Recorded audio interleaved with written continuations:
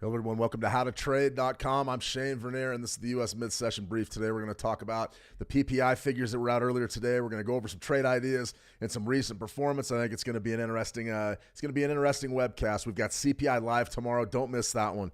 If you're not going to watch any other of these streams this week, watch CPI tomorrow. It's absolutely imperative that we really get in there and figure out the state of U.S. inflation and come up with some trade ideas. And I've got a lot of them. Today's sort of been a trying day just because we've had such whipsaw action in the U.S. equities indices. We're going to look at the U.S. 30. We're also going to cover our trade idea. The yen is now in play. There's a lot of things on potential horizon for the yen, and we may actually see a comeback. And if we do, we're going to get an opportunity maybe to grab a nice quick scalp in the Great Britain pound Japanese yen. So we're going to go ahead and start with that trade idea. Then we're also going to look at interest rate expectations. What did today's PPI numbers do to interest rate expectations? Not a whole heck of a lot. We will cover them, though. Inflation, this was what was seen initially as a positive PPI reading, but the markets aren't buying it, and neither am I. So good to see everybody back. Team Marina, good to see you, Team Marina. Emmanuel, good to see you, Emmanuel. Good evening, good morning, good day, wherever you may be.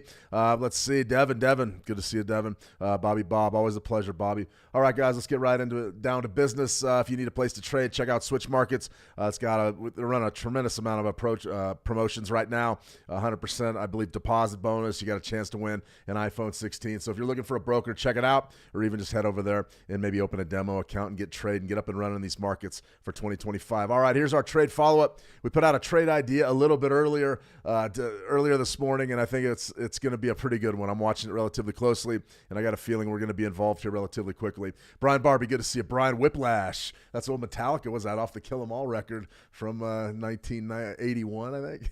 Whiplash, absolutely. So in any case, resistance is on the horizon for the Great Britain pound Japanese yen. So the reason why we're talking yen today, we're going to talk USD as well in all the markets, but yen is very important because the BOJ came out and said something that they never say, and they said they might actually tighten policy. So check out this trade idea. Is going to give you your exact entry, and this is the basic premise of the idea. We've really got a nice 4-day sell-off, sort of a 5-day sell-off here in the Great Britain pound Japanese yen. So that's sort of the yen showing a little bit of strength against the pound, and now we're starting to see a bit of a bounce. Well, I will tell you this, if in fact you've got an opportunity maybe to join the BOJ with their tightening ahead of their meeting next week, then we got to think that could be really a high probability trade. So for me, I'm watching that fundamental closely, and I'm also watching my technicals closely. So from a fundamental standpoint, I think that we're in the business. So Team Marina, Shane, your energy is awesome and contagious. Right on. I hope that's all I got this contagious. I'll tell you that, with as many people that are as sick in Dillon, Montana right now, it's absolutely unbelievable. 10 degrees outside, freezing, dead of winter, and I will tell you that everybody in this town's sick. Town of about 5,000 people, everybody's sick. So I hope that everybody here is healthy, and I will say hope. In that case, best wishes. If you're feeling under the weather, be sure to get that vitamin C. Maybe take a green drink supplement. Those have worked very well for me over the past several years. In any case, Bank of Japan, this is what it's all about. You see, these are the top stories. On the BOJ rate hike, Deputy Chief signals chance of rate hike next week. Deputy Governor flags chance of rate hike this week. This all broke during the U.S. overnight. BOJ's Jimeno plans to raise rates if economic outlook is realized. This is really something. This tells me right now that there's a real debt issue. There's some real issues with the debt that the Bank of Japan's carrying and that the Japanese government's carrying. They very, very rarely raise interest rates. Remember, Japan sort of is based, their economy is based on Abenomics. I'm not going to get too far into the deep grass here. It's three things. It's a triple-pronged approach. Number one, you got to have a lot of money in the system. That means almost negative deposit rates guaranteed. Number two, decreased government regulation. And number three, the idea is to really get the yen down, the regulations down, so that domestic economy grows, those stock values grows, and you bring foreign investiture in. The way that you do that is you devalue your yen to make your output, your exports abroad hyper-competitive. Remember, if you have a cheap domestic currency and you're building things with that cheap money, you can sell your things abroad much, much cheaper. That's what China's been doing for a long time to the United States. That era may be over. We're going into a hot trade war. That's going to kick off in about T-minus 7 days with Monday's inauguration of Trump as president and the incoming administration. But that's the backbone, realistically, of the Japanese economy. Exports, island nation, exports are huge. Bringing in foreign investiture. How do you do that? You've got to have cheap money. If you don't have cheap money, it's a real problem. So when we hear the BOJ talk about hiking interest rates, raising interest rates, It's unbelievable. It's unbelievable. Yeah, Team Marina, so they faked their yen. Well, I mean, I wouldn't call it fake, but it's definitely called a dirty float. And it's been called a dirty float since about 2000 and even back in the 90s. But 2000, there were some real issues with deflation in Japan, and the deflation boosted the value of the yen, and it really hurt the economy abroad. So now we've seen the BOJ just go negative and pump the system full of yen. I would love to speak with anybody that's in Japan. I've known some folks that have been stationed over there, and they talk about how much everything costs yen-wise, but then you go to trade your dollar for yen, and you get a lot of yen. So definitely something to think about there. If you ever travel to Japan, I've always wanted to go, never been. We'll see. Maybe this year's the year. In any case, we're looking to sell right there from 93.20. My entry point's exactly on that trade idea, so go ahead and check it out. I think that's going to be a pretty darn good one. I'm watching this very closely. I think the Great Britain pound has an opportunity to be one of the stronger currencies this year. We just got to kick back, wait and see. Now, as far as our performance metrics go, nothing's really changed over the past few days. This Kiwi trade, I don't believe we already hit our 1-to-1 risk versus reward. I don't believe we're going to get 1-to-2 or 1-to-3, but we may. The initial stop out points right up there at 1-to-10. Let me see. It's at 09. So we're really closing in on it right now. I don't know that we're going to get the big follow through like we expected, but we did hit our 1-to-1, and that's really all I'm interested in. And we've also got a US 30 buyback that I'm watching relatively closely. I think we could get that tomorrow, which would be great. And also Bitcoin. We were almost there on our Bitcoin buy. We just didn't quite get it. I'm still optimistic that we may get it, but we're going to be moving on. We did put out that Australian dollar, Canadian dollar. That's one that I'm watching relatively closely for tomorrow. I think we're going to get an opportunity maybe to get that trade. All right, Tuesday through Thursday, psychology. Let me see. Before we get to that, Team Marina, the Swiss and the Euro do that too. Switzerland's a little bit different. Switzerland goes to a negative deposit rate, not necessarily because it wants everybody to pump their money back into the domestic economy. It's because they believe you have to pay a premium to store your money in Switzerland. Believe it or not, listen, I'm full disclosure. I'm not a YouTube guru. I don't sit here and pretend to have $500,000 on retainer. I don't drive Bugattis. I don't do any of that. We got ourselves a nice pickup truck, and we got a car, and they're both paid for. So I'm not driving Bugattis. But I have looked into opening a Swiss bank account.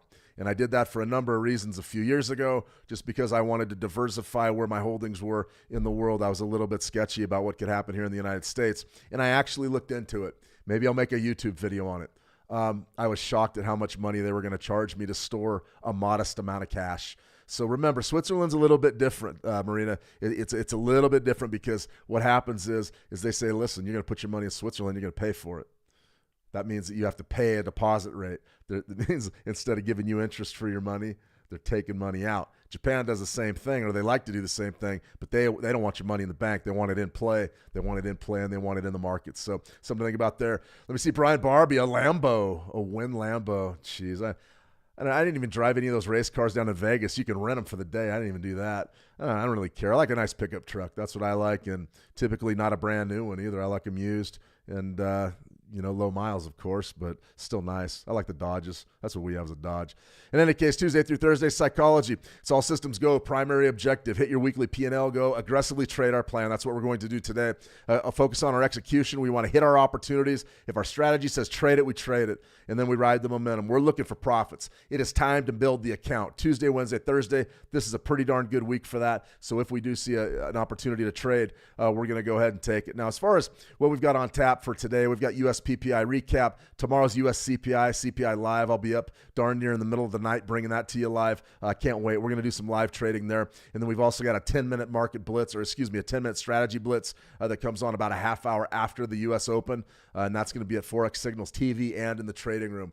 So be sure to head over there and check that out. We're going to be trading the 9 EMA strategy with RSI confirmation. And boy, we're going to be doing it on real short time frames. And then Thursday's retail sales, that could potentially be a big number as well. And then Friday, Chinese GDP, I want to see it. I want to see it because the big talking point in the world right now is a major economic challenges. For China, I'm not necessarily sure what happens. And No Donation Friday, we're going to be counting our shekels. We're going to be counting our dollars on Friday, and we're going to limit our risk. And we're going to talk a little bit about that Thursday so we don't get into the deep water on a Friday. There's nothing worse than working all week long and ending up having to give back most of your profits on a Friday. Ruins my weekend. And I want to watch some football this weekend with a nice smile on my face. So that's what we're going to do. Let me see Brian Barbie, same. I'd never spend that type of money on a car. Me neither. Tuku, good to see you, Tuku. Welcome. All right, guys, dollar yen, though. I still want to stick on this yen. We may even look at the Nikkei before we sign off. I doubt it, though. Nikkei is a great thing to trade, though, if you're ever looking for a foreign index. This is just a basic Fibonacci retracement sequence, sort of my bread and butter. I really was confident that we had an opportunity to get this trade a couple weeks ago, right when the year opened, right there from about 154.96. We didn't get it. I'm still confident we're going to get a pullback buy opportunity in this dollar yen, but if, in fact, the BOJ raises interest rates, then I'm probably not going to be going hot there from 38%. I'm probably going to be looking down here at the back end of the golden zone, and I can already hear everybody yelling at me, Shane, that's 600 pips down there. Believe me, if the BOJ goes hawkish and they raise interest rates, that market can absolutely crash, and it can happen fast. So I'm watching this relatively closely. What do I want to be right now? I want to be long. I mean, at the end of the day, I love shorting that guppy as a scalp for 40 pips or whatever. But if we're going to take like a trade right this minute on the dollar yen, I wouldn't play against the dollar. It's a very different dynamic than the Great Britain pound right now. And the reason why is because the dollar is catching bids seemingly at every turn. And today's PPI number did absolutely nothing to discourage it, and it should have. Look at our dollar index. We'll look at that in just a second. But 4-hour chart, if you wanted a real tight scalp here, and this would be a trade idea probably that may even go during our live stream here, but right there, spike low to a spike high, pullback, 157.85, something like that. I think that's about 20 pips down the queue. You might be able to hit that for 10 pips, 11 pips. Right now, this dollar yen, and this is very important, watch the spreads. The spread right here is about 1.3 pips, 1.4 pips. We can scalp using that. It's not the best, but we can scalp with that. So right here, I'm looking probably, maybe, potentially, we could have like an 86 buy, look for an 86 buy, and then we'll have an opportunity maybe to look for 10 pips. I think that's a realistic trade, looking for the hit and then a bump right up here. And remember, that 10 pips is only going to be about a net of about, 8.4, 8.6 after the spreads accounted for. That's okay. And remember, we're not going to risk much more than that. If you wanted to put your stop loss down here at, say, 71, if you do that, that's a pretty good stop loss location. I actually like that a lot better than just trying to hit for 10 pips. But if you do something like this, say 71, that's your stop, bang, and you get long right in here. All right, your trade's got to rotate it up at least that. So let's say we're going right there at 80. I don't want to go at 87. I want to go at 86. All right, something like that. We get long right there, 86.5, say, and then we're looking for that bounce. That's about a 15 pip risk. Where does that put our profit target? 90. No, excuse me, 158 even.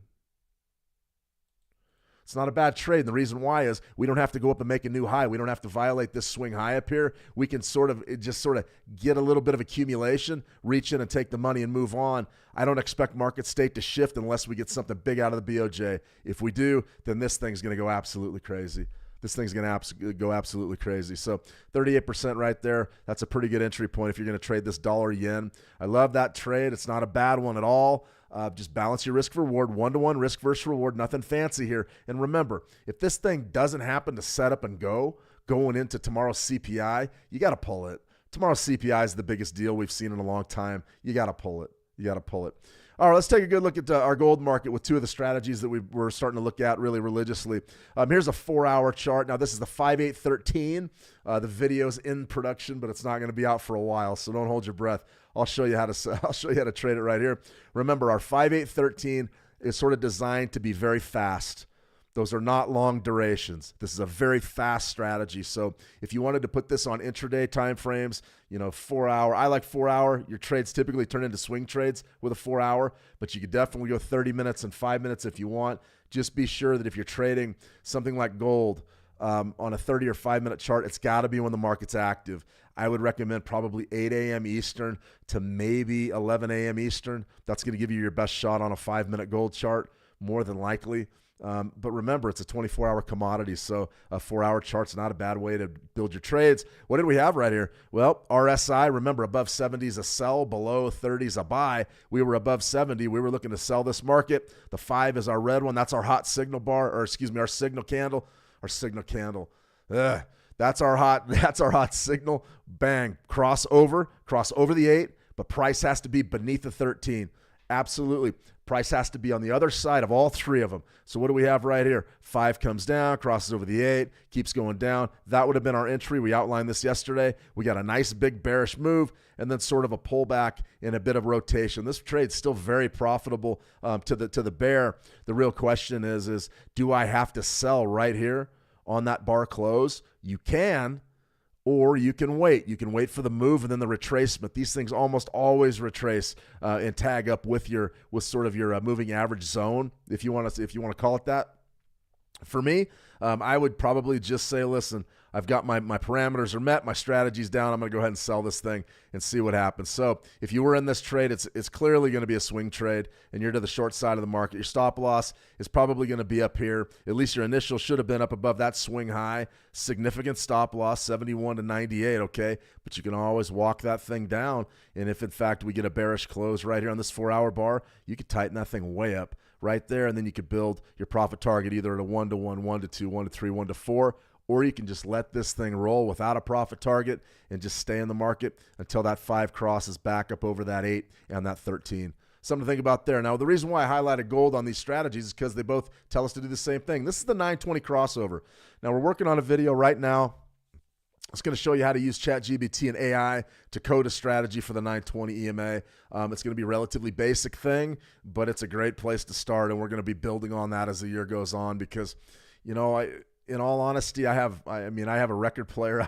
I have sort of a turntable out there, a record player, and I've also got a stack of records. I like listening to records. Now, of course, I've got the phone and, the MP3s and all the stuff, the digital music and all that, but my point is this.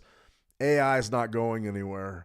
And if, in fact, you're serious about being a trader for the intermediate term and the long term, you might as well lean into the technology. So instead of, I listened to records for a long time before I decided to get Spotify and listen to the digital music. And I'm telling you that you might as well just get with the new technology, understand how you want to use it, and then use it. So we're building a video on that right now, and it's going to show you exactly how to code things in a very simple manner. And be looking for that one probably a week from Friday. In any case, right here, you got sort of a crossover, cross under, I guess. The 9 crosses under the 20. RSI, same confirmation. Above 70, sell. Below 30, buy. Above 70, bang. What are we looking to do? We're looking to sell. Right there would have been your crossover, so you're short. You're short. That's all there is to it. This isn't bad either because realistically, what could you be looking to do? We could be short probably from right, I would say, right there, more than likely. Maybe right there or maybe right on the moving averages themselves. The thing I like about that chart is my stop loss is tight. So if you're went short right in here, say, you're very, very, very, very fortunate because you're not on the hook for very much money at all. And even if you sort of scaled in at those moving averages, even better. So both of those things tell us to be bearish. Now, when I go back sort of to my cup of tea and I say, okay, what's going on here in the gold market? Well, it's relatively straightforward. To me, choppy. Just chop city, absolute chop city. Let's sort of go down to our monthly, and you'll see exactly how choppy this thing really is. It's tight. It's a bullish pennant on the monthly. Now, there's a couple of things that happen when we talk about bullish pennants.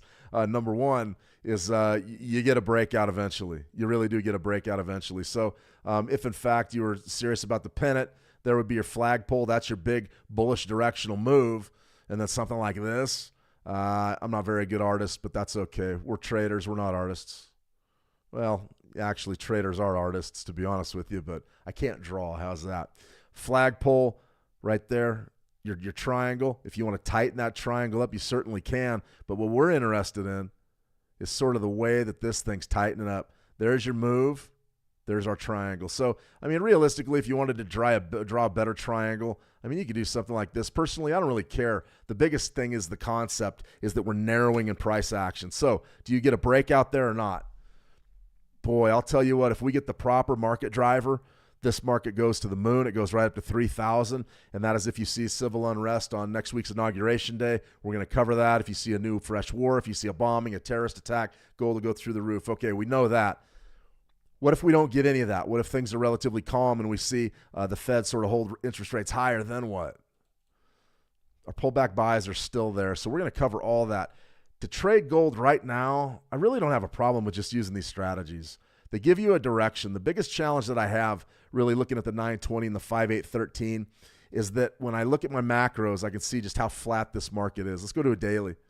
You'll notice that gold is just moving sideways, and it's not great. It's not great. So right there was a spike low to a spike high. We got a decent pullback yesterday, and you'll notice that we're inside of our monthly triangle. We're trying to break out. We're trying. There was sort of a pullback to 50%. This area right in here didn't really do much.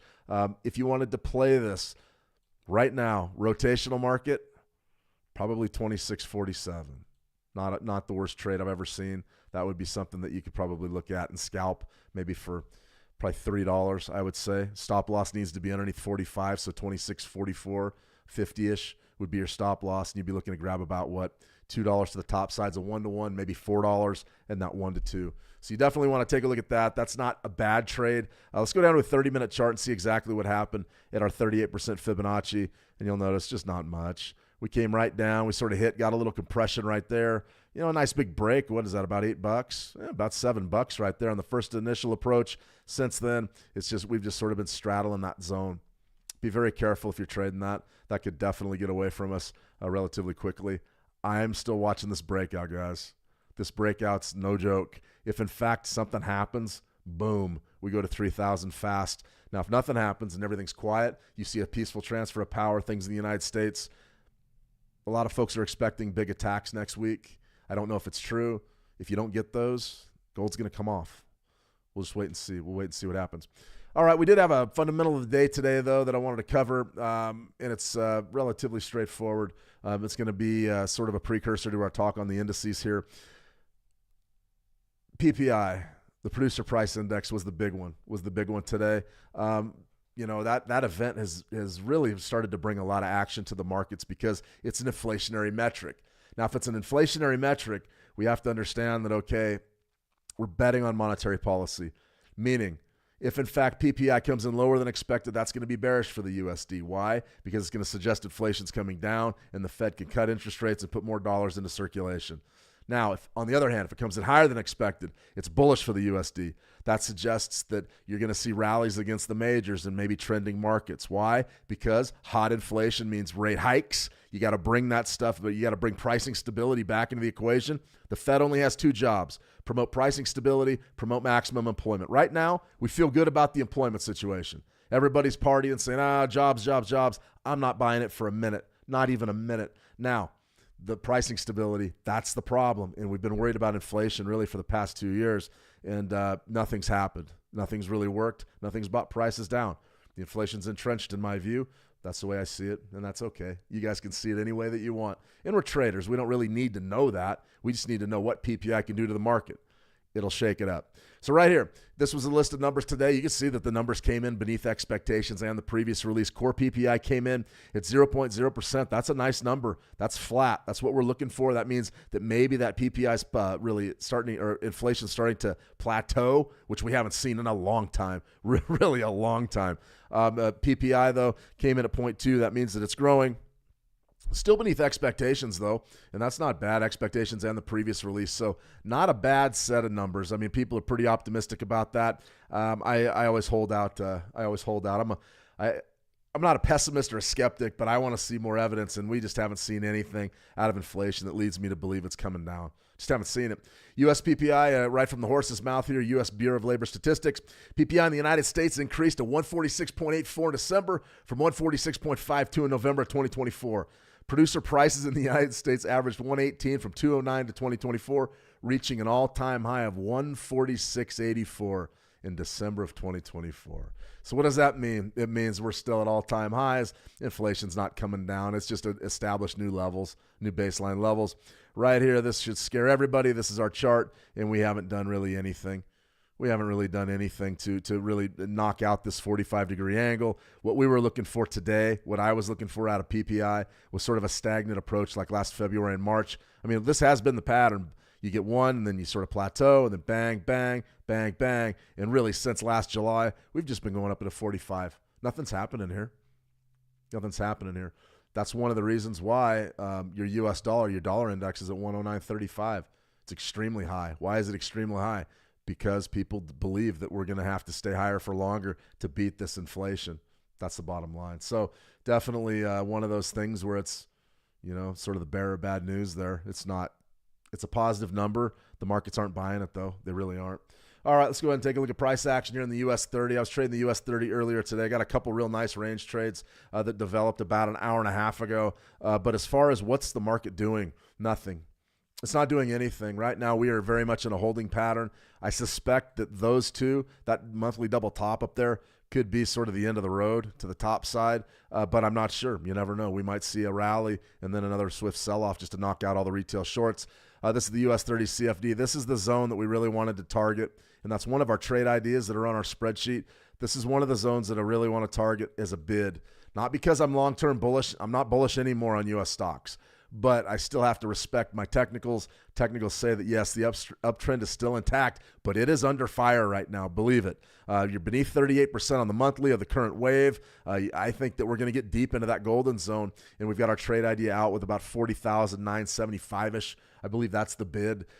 I think we could get it. I really think we could get it. I think we could get it tomorrow well, not tomorrow. We're up about 2,000 points, but I think we could get it after CPI, potentially later this week or early next week. Watching it very closely. I thought we had an opportunity potentially to get it today because yesterday we really sold off, but for me, I'm just sort of looking and seeing exactly what this thing does ahead of the big number tomorrow, and that will shake the foundations. But we're still bidding from down here. It may take a little bit of time to come into play, but if we get that chance to buy the dip, that would be a tough one to hesitate on.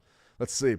T. Marina, let me say, okay, yeah, I'm sorry, I can't translate your name. I can't read Arabic. Believe me, I can barely read English. But hi, Great Britain, Pound, New Zealand. Okay, absolutely. If you guys have any markets you'd like to look at, we've looked at gold. We should pull a crude oil chart just to sort of check out what's going on in U.S. oil. But if you have any markets that you'd like to look at, I'll tee up the Great Britain, Pound, New Zealand dollar next. How does the high PPI possibility indicate a high CPI? Yeah, T. Marina, you can't make that relationship. You really can't. And theoretically, you would think that producer prices are going to translate into higher consumer prices. And in the macro, they do. The trends are both, the charts really look very similar on PPI and CPI, but PPI has deeper pullbacks. So CPI has sort of been just consistently a 45-degree angle for seemingly ever, really going back to whenever they started the number. That's the way fiat currency works. It loses its value over time. That's why people say invest or buy something with it. Okay, great. My point is this. PPI, not necessarily an indicator of what we're going to get with CPI tomorrow, but the markets sort of price it that way. So I don't really have a good answer for you. It's not a strong – you could say that it's correlated, but we could definitely be surprised tomorrow. So I treat CPI independent of everything else. I really do, and that's because of the magnitude of the release. But I do believe PPI is the better sort of reflection of inflation. But today's numbers weren't too bad. All right, guys, let's go ahead to US 30. I want to look at the US 100, and then we'll go to the Great Britain Pound Kiwi, and then US oil, and we'll call it a day. This is one that I put out on X the other day, I believe yesterday, and this is a potential bid in the US 100. Still very bullish here. I think the US 100 could be one of those that weather the storm. I imagine there's going to be a little bit of turbulence in the markets, in equities markets this spring. I sort of have the US 100 coming out on top. Now, that sort of goes against the grain. A lot of people believe they're in for a big tech crash. I think with AI and the Trump administration's commitment to delivering what AI needs to prosper, it's going to turn into an AI arms race, and a lot of these tech companies are going to win, and they're going to win big. Now, is that enough to drag the US 100 higher? Yes. The AI and the tech revolution is going to be probably where the big money is in this world. I expect the US 100 to see a lot more volatility, but I also expect it to really weather the storm, maybe better than traditional U.S. large caps that really need strong economic growth and cheap money to post those big profit numbers. So I think this one's going to do a little better than the U.S. 30 and the U.S. 500. But that being said, it's incredibly volatile. In the U.S. 100, we could easily see a major crash before we get right.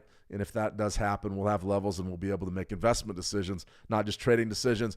I would say 20,275 or 20,300. That's going to be a pretty darn good area to bid this market. We're watching this closely, very closely on tomorrow's CPI day. I think that level could get tested. We may put that out as a trade idea as well. You're welcome, absolutely. Anytime I can help, more than happy to do just that. All right, let's go ahead and we've got Great Britain Pound, New Zealand dollar. All right, this is pretty good stuff here. One thing that I would highlight is this spike low to this spike high. This pullback right to 38% was a beautiful thing, and then you got the big break right out of there. New Zealand dollar has definitely been a disappointment. It's been a disappointment. I sort of expected the Kiwi to rally against a lot of the other global majors, and I expected that to happen last year, and it hasn't happened. So realistically, going down there to June of 2024's lows, this spike low right here, we had a nice pullback to 38%, which is at 217.33. That's been a pretty darn good trade. So if, in fact, you were interested in trading right now, we've already missed it, of course, but what could we do? That would sort of be my bottom. I would say, all right, this area, until proven otherwise, is my bid. So if you see this sort of trade down, we're at, what are we at, 218.10, and if we see this market rotate down to 217.33, something like that, you could definitely get long from there. Just remember, if you wanted to day trade this maybe tomorrow during the U.S. overnight, you get that test of this zone. You probably got to put your stop loss a few pips beneath yesterday's low and then try to get that accumulation trade up above our support level. So the idea would be stop loss would be right down there, not exactly 1 or 2 pips, but maybe 5 pips beneath yesterday's low. And then the idea is then, hey, maybe we get some accumulation and sort of bounce back up in here. You can definitely make that trade. I don't really have a problem with it. Let's go ahead and go to a 4-hour chart, and you'll see that we're in a downtrend clearly. The question is do we want to sell right now? And I would say no. I don't particularly care to sell. I would wait. I would wait for another test of this zone. Make sure there's no big market movers out. Make sure there's no huge news events, and that's where you can get involved in this market. But if we do sell off, we got a shot down there. I'd say 127.35-ish, or excuse me, 217.35-ish. You had a chance down there.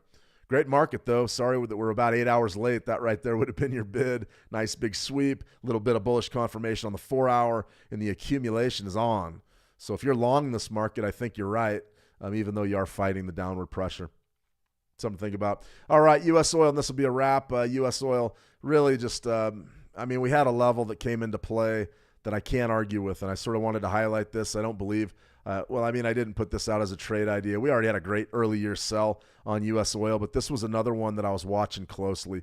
Should have written it up and put it out, but that's okay. We don't just want to be oil traders. We got to trade everything. The name of the website's How to Trade, so I can't just show you how to trade crude oil well. We got to do a lot of things. But right there, April of 2024, that was last year's high, and then you see last year's low down there. The 2nd of September 2024, we are licking our chops on that range. Nice big pullback, bang, bang. Big month already in January. You're up almost 8% of WTI crude. I'm scratching my head. This has terrorist event or a new war written all over it. I don't know what's going on, but when we don't know, we can still trade. We just fall back on our technicals. Big bullish move, about 8%. 62% of 2024's range was right there at 79. That was a banger. And your high right there was 79.25. Beautiful. We got about a quarter, a bit of rotation, quarter handle, and then we sold off in a big way down to 77.50. So right now, do I want to buy or sell U.S. oil? Really hard. Seasonality tells us to sell it. My gut says to buy it. Now, that's the lid on this market. If we go above 79, look out. And look out for the year. We might be headed for 100 relatively quickly. Spike low, spike high, daily chart, pullback zone, 76.79. You got to be looking real close at that. That would be a potential long area, maybe 76.82, something like that. But if you're serious about waiting and you want to be patient, the back end of that golden zone at 75.28 is pretty darn good. Is a pretty darn good zone. So I'd be watching that closely as well. In the WTI markets right now, we're off about 1.45%. Front month WTI crude, 76.47. Remember, we just went through rollover, meaning the new front month is for WTI crude oil is March. It's not February anymore. So that right there, this would be our trade. You sort of see what we're looking at here. This is the new front month. This is where the volume is. All right, this is where most of the volume is. I'm in the WTI market. So if I'm trading futures, I'm looking at something like this. Spike high, spike low, pullback zone, 75.59 is a pretty doggone good trade. I would be looking at that closely. And you'll notice if you're looking at U.S. oil, it's pretty close, 75.28.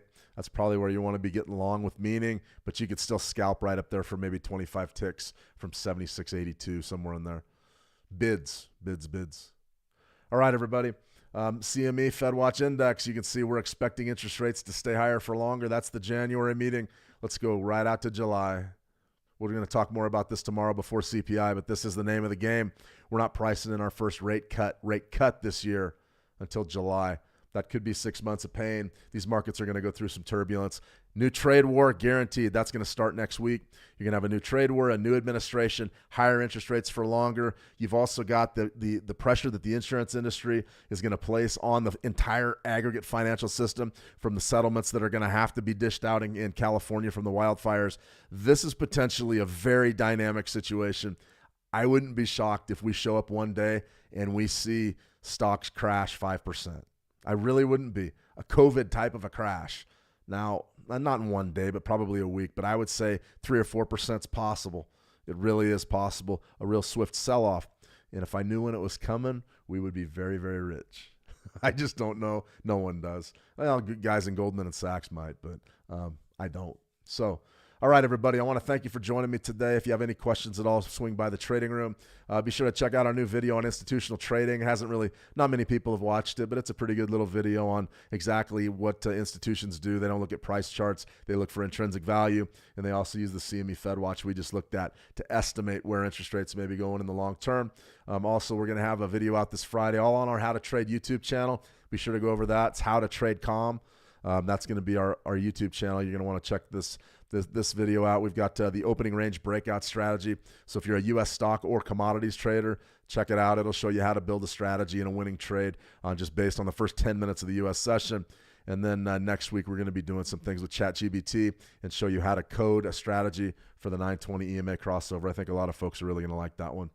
All right, everybody. Thanks for joining me today. Always a pleasure being here. CPI Live tomorrow. CPI Live tomorrow, 8:20 a.m. Eastern. I'll be here 10 minutes live before that CPI number gets released. We're going to do live analysis. We're going to scalp it. We're going to look at the 9 EMA.